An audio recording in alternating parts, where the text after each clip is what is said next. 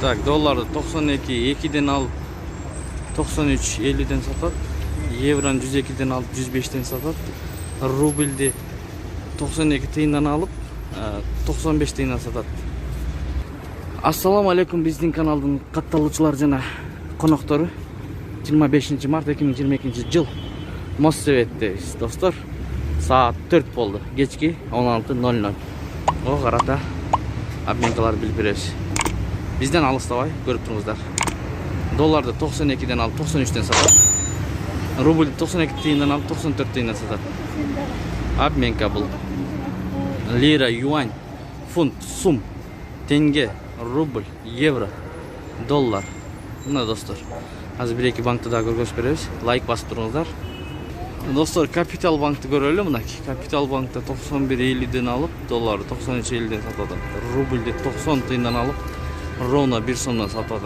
Достор, Finka банкты көрөбүз. Finka банк 91'den alıp долларды 93'ten сатат. Rubeldi 90 тиындан alıp 1 сом ровно бул да сатат. Finka банк.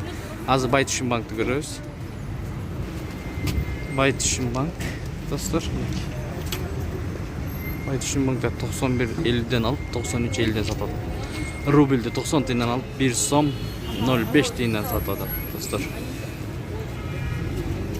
Дагы бир обменканы көрсөтүп берейин. Saat 4 болуп калды, кечки 4. 91.8'den alıp 92.8'den сатат. Долларда. Rubeldi 91 тиындан alıp 93 тиындан сатат, достор.